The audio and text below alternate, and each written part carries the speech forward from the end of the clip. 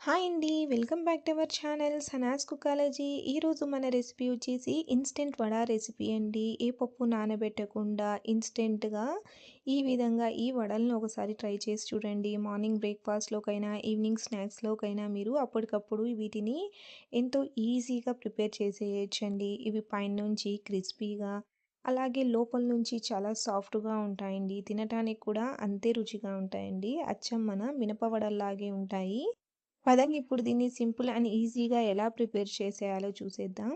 నేనిక్కడ మిక్సీ జార్‌లోకి 1 కప్పు సన్న రవ్వను తీసుకుంటున్నానండి. బొంబాయి రవ్వ, సూజీ అంటారు కదా అది. ఇప్పుడు ఇందులోకి పావు కప్పు అటుకుల్ని వేసుకోవాలి. ఇప్పుడు వీటిని మెత్తగా ఫైన్ పౌడర్ లాగా గ్రైండ్ చేసి తీసుకోవాలి. చూడండి ఈ విధంగా మెత్తగా ఫైన్ పౌడర్ లాగా గ్రైండ్ చేసుకోవాలి. ఇప్పుడు ఈ పిండిని మిక్సింగ్ బౌల్‌లో వేసుకుందాం. ఇప్పుడు ఇందులోకి 1 కప్పు పెరుగుని వేసుకోవాలి. పెరుగుని వేసుకొని బాగా మిక్స్ చేసుకోవాలి.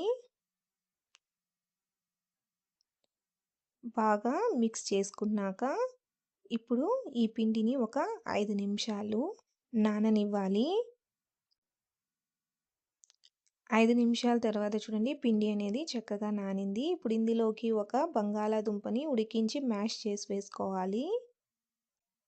ఈ బంగాళాదుంపని పిండితో పాటు బాగా కలిసేట్టుగా కలుపుకోవాలి. బాగా కలుపుకోవాలండి. బంగాళాదుంపవి చిన్న చిన్న ముక్కలున్నా బాగా మ్యాష్ చేసుకుంటూ పిండిని చక్కగా కలుపుకోవాలి.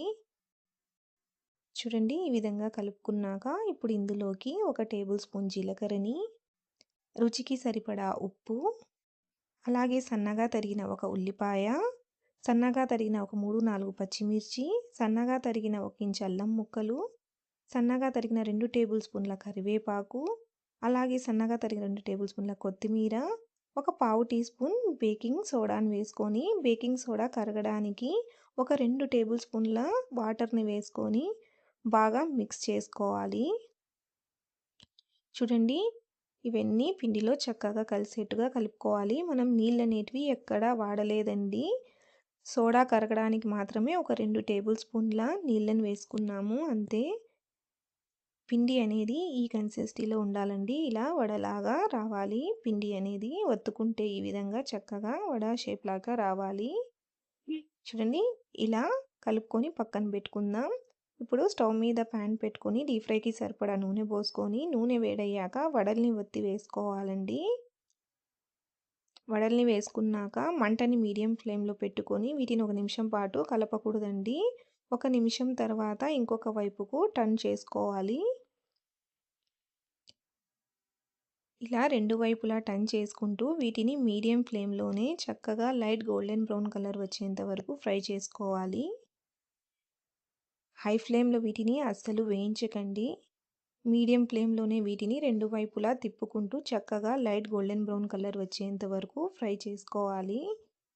చూడండి ఈ విధంగా చక్కగా కలర్ వచ్చాక ఆయిల్ నుంచి తీసేసుకోవడమే. మిగతా వడల్ని కూడా ఇదే విధంగా ఫ్రై చేసుకోవాలండి. చూడండి మన ఇన్స్టెంట్ వడలు అనేటివి రెడీ అయిపోయాయి. పైనుంచి చూడండి ఎంత క్రిస్పీగా ఉన్నాయో, అలాగే లోపల నుంచి చూడండి ఎంత సాఫ్ట్‌గా కుక్ అయ్యాయో.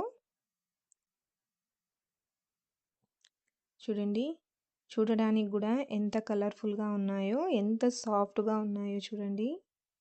తినడానికి కూడా ఇవి ఇంతే టేస్టీగా ఉంటాయండి. చాలా చాలా సింపుల్ రెసిపీ. మీరు కూడా తప్పకుండా ఈ ఇన్స్టెంట్ వడ రెసిపీని ట్రై చేసి చూడండి. మీకు ఈ రెసిపీ ఎలా అనిపించిందో నాకు కామెంట్‌లో తెలియచేయండి. వీడియో నచ్చితే లైక్ చేయండి, షేర్ చేయండి. అలాగే నా ఛానల్‌ని సబ్స్క్రైబ్ చేసుకోండి.